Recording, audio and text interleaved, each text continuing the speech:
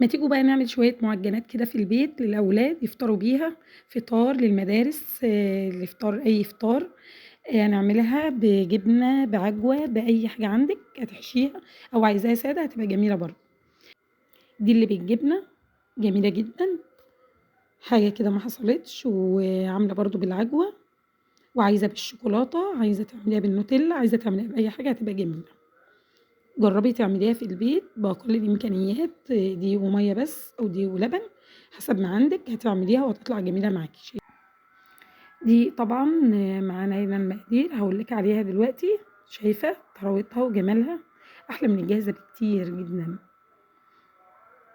حاجة كده جميلة في بيتِك بنضافة، من غير مُحسِّنات، من غير أي حاجة تضُر في عيالِك، جميلة جدًا، طالعة ذهبية وتحفة وكل حاجة فيها جميلة.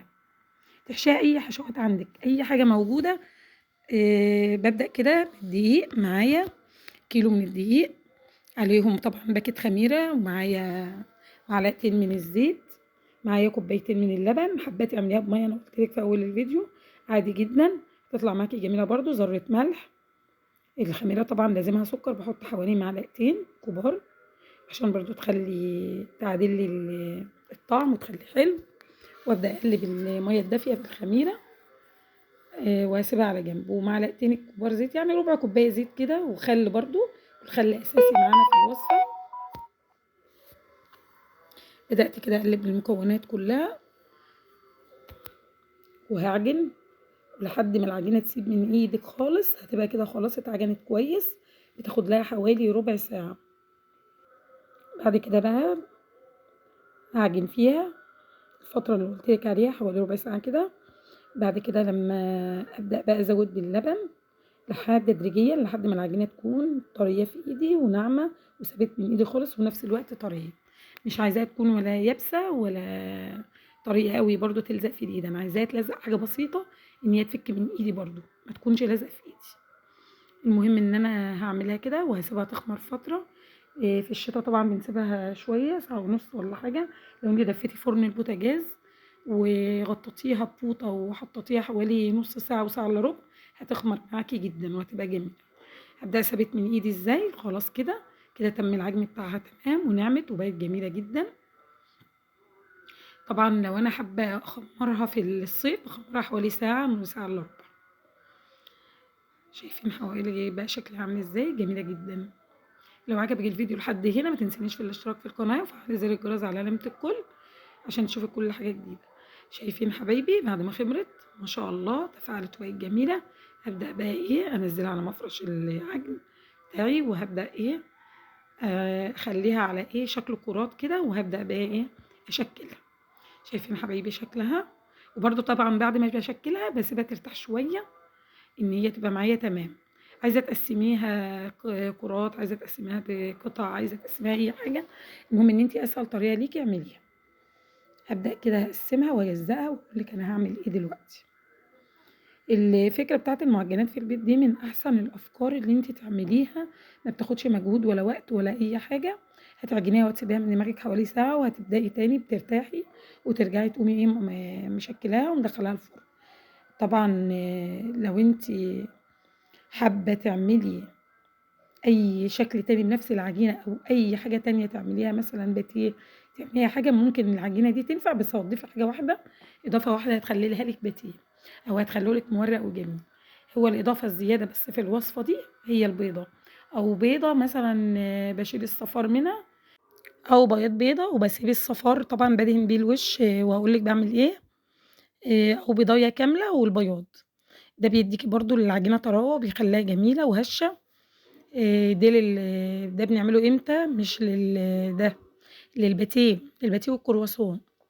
هابدأ كده خلاص شكِّلت العجين بتاعي وأعمله كده قطع صغيّرة، يعني حجمها أكبر من الليمونة الكبيرة، بحيث إن أنا أعملها وتخمر معايا، وهاقول لِك دلوقتي باسيبها ترتاح حوالي نُص ساعة.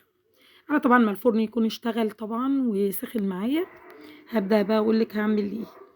هابدأ أشكِّل بقى العجين بتاعي،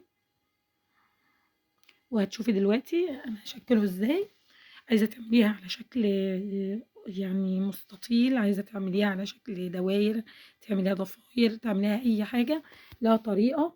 وطريقة سهلة جدًا. أنتِ هتفردي كده الكورة اللي إحنا خدناها فرد بسيط كده بالمردنة، خلاص كده. هنبدأ أقول لِك برضه طريقة الحشو وطريقة لفّها هتبقى إزاي، طريقة سهلة وبسيطة مش صعبة خالص. خلاص أنا عملتها كده زي القرصة كده طبيعية خالص، وهاقول لِك أنا هاعمل إيه. بدأت كده أنا عندي الحشوة بتاعتي، وعندي برضه الحاجة اللي أنا هاحطها هابدأ آخدها كده من الطرف بالسكينة شرايط كده لحد الآخر. حابة ما تعمليهاش لحد الآخر وتبقى مقفولة خلاص ما فيش مشكلة. دي الجبنة، جبنة فيتا عادية أو جبنة دوبل أو جبنة أنتِ حاباها، أي نوع جبنة أنتِ حاباه أو قريش، وهتبدئي تحشي الحشوة بتاعتِك، حابة تحطي فيها حبة البركة أو من على الوش برضه جميلة جدًا. هابدأ أقفل كده هتبقى معايا بالشكل ده. طبعًا أمّا آجي أدهنها صفار البيض هتبقى جميلة جدًا بس بعد ما بترتاح معايا وتخمر. أنا باسيب كل اللي أنا باعمله في الصينية، يعني أول صينية بتخمر بادخّلها بعد ما يعدّي الوقت اللي أنا باقول لِك عليه في الفرن تكون سِخِن، وأبدأ أعملها كلّها نفس الحشوات بالطريقة دي، حابة شوكولاتة قطع، حابة تعمليها بعجوة تبقى جميلة برضه. تاني واحدة هاوريها لِك برضه عشان تشوفيها معايا تبقى إزاي، شرايط كده بالشكل ده كلّها قد بعضها، والجبنة برضه.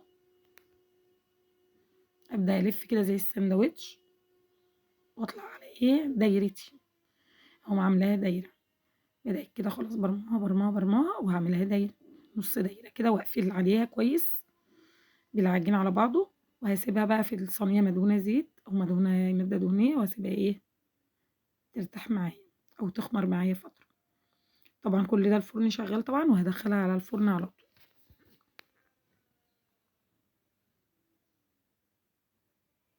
نفس الفكرة،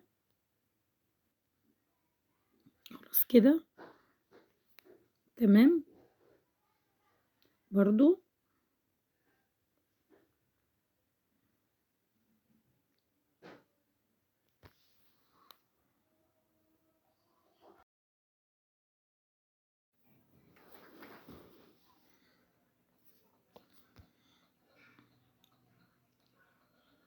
كده دي شكل تاني هاعملها برضه، هاجيب واحدة كده وواحدة كده عشان تدّي معايا شكل في الآخر زي الضفيرة كده.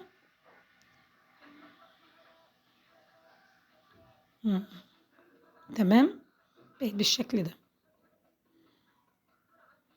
عايزة تعمليها أي شكل تاني عادي برضه.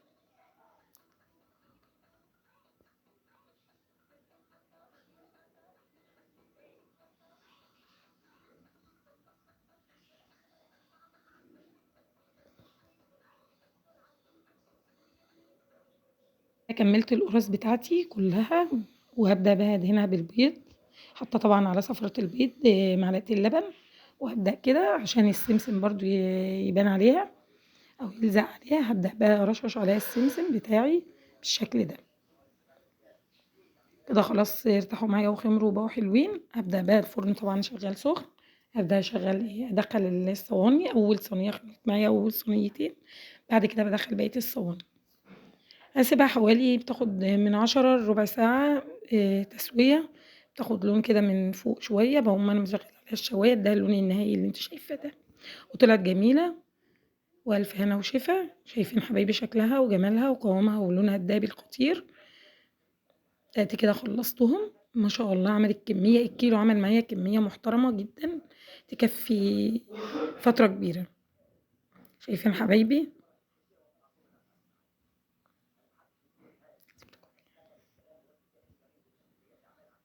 الجبنة جميلة فيها جدًا، جدًا، جدًا. ما تنسيش بقى لو عجبِك الفيديو ما تنسيش الاشتراك في القناة وتفعلي زر الجرس.